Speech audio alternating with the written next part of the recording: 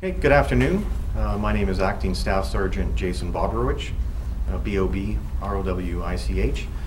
I'm with the Calgary Police Stolen Property Unit, and today we'd like to let you know about a search warrant that our unit, in conjunction with members of the RCMP, the National Weapon Enforcement Support Team, and various different agencies executed on a large acreage northeast of Calgary on October 2nd, 2012.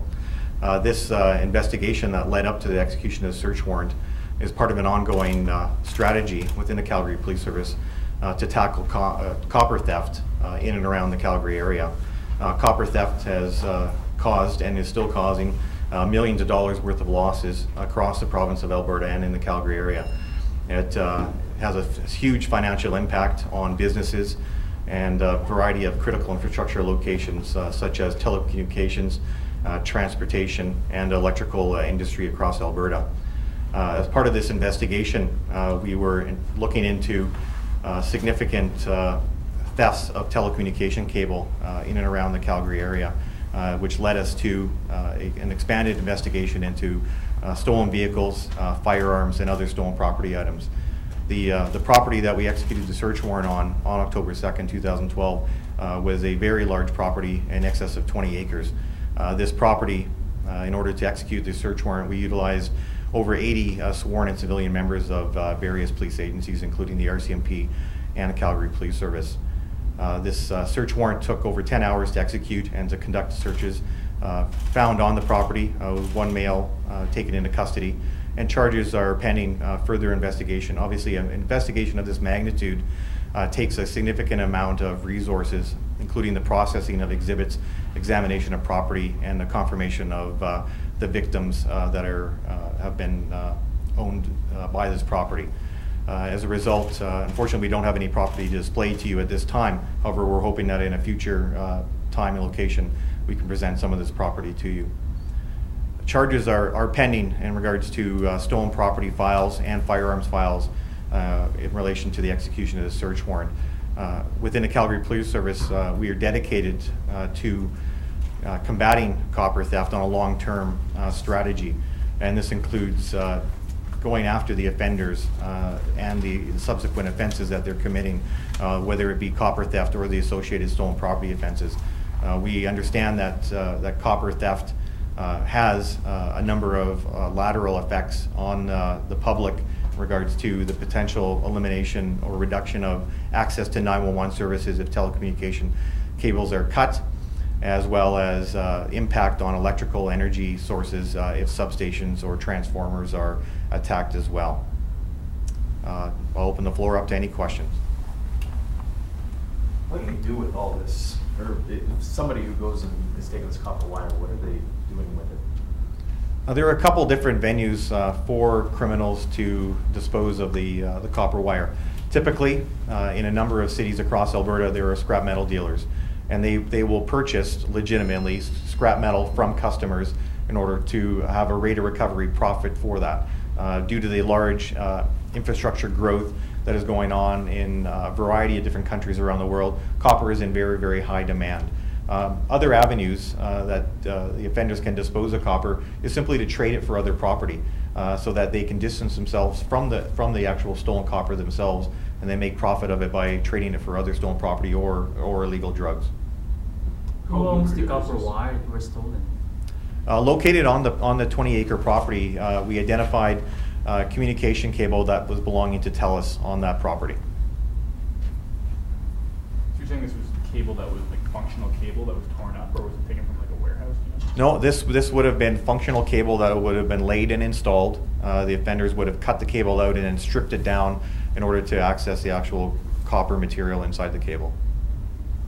And how lucrative is it? Can you give us a financial perspective? Sure. Over the past about half dozen years, the copper on the world market has dramatically increased. The price has risen over 400% in the past several years, going from what was a long-term price of well under $1 a pound to spiking last year to well over $4 a pound, and it's now leveled off a bit on the world market.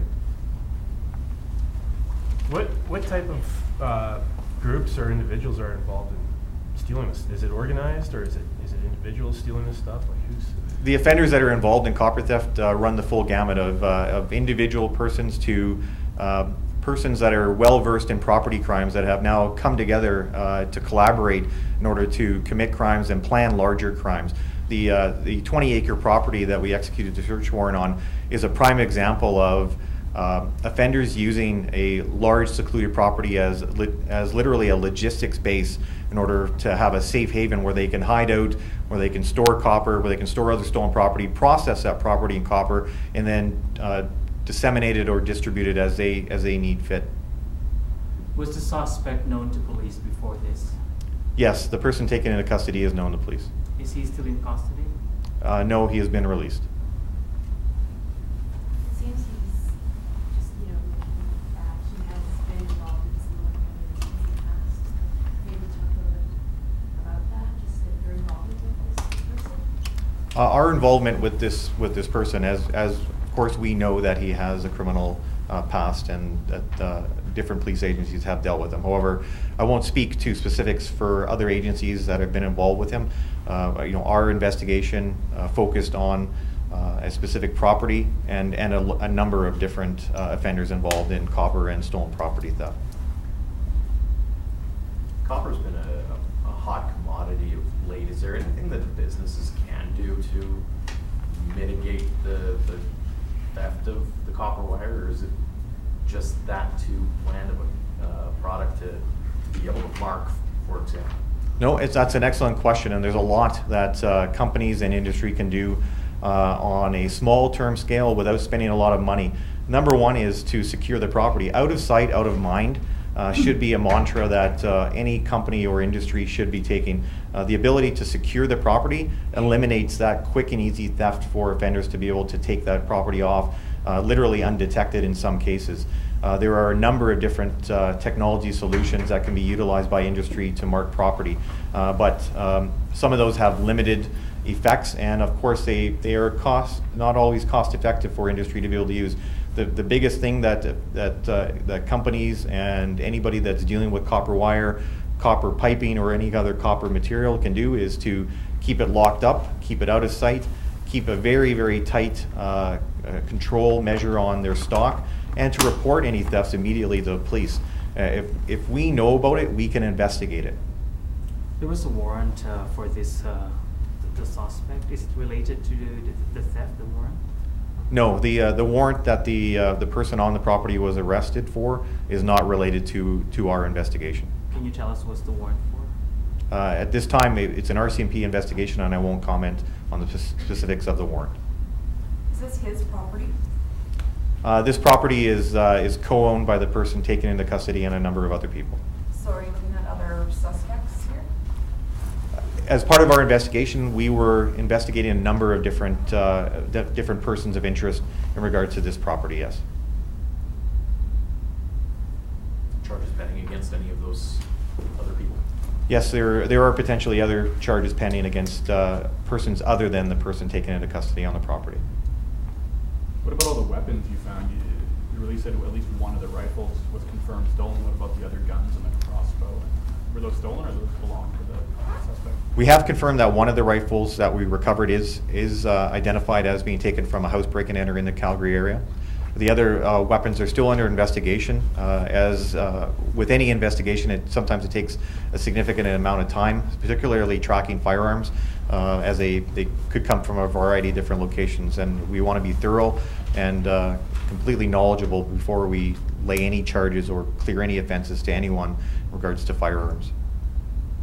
Can you talk briefly about just how you've expanded your reach or your operations in looking at copper theft in and around the city, and just how long it's been since you started, and how you ramped up efforts? Certainly. The Calgary Police, without a doubt, has taken a very serious look at copper theft. And this is not only because of the financial impact that it's had on Calgarians and the businesses associated to our ever-growing economic growth. Number one reason that we are expanding our efforts and dedicated long-term efforts in regards to investigating copper theft is without a doubt public safety. the impact that copper theft can have on public safety, whether it is through telecommunications, LRT tracks, or electrical industry, substations or transformers, is huge. There was already one death related to copper theft in Calgary in 2008. It was a direct result of offenders attempting to steal copper.